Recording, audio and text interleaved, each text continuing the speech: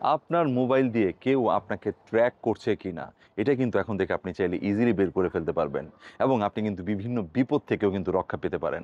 আপনার আশেপাশের বন্ধু বা আপনার আশেপাশের প্রিয়জন কেউ কিন্তু চাইলে আপনার লোকেশন ট্র্যাক করে আপনার গতিবিধি লক্ষ্য করে, যেহেতু এখন সময় অনেক খারাপ, অনেক কিছুই করে ফেলতে পারেন।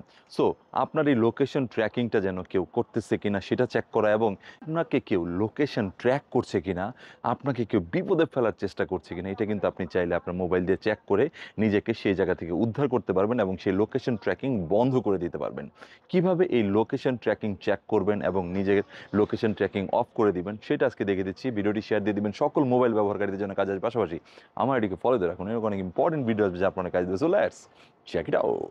সো আপনার লোকেশন শেয়ার হচ্ছে কিনা সেটা দেখার জন্য প্রথমে জিমেইলে চলে যাবেন, দেন উপরে প্রোফাইল আছে, প্রোফাইলে ক্লিক করবেন, দেন ম্যানেজ ইওর গুগল অ্যাকাউন্টে ক্লিক করবেন, এরপরে নিচে চলে যাবেন, গিয়ে দেখুন ডাটা অ্যান্ড প্রাইভেসি আছে, এখানে ক্লিক করবেন।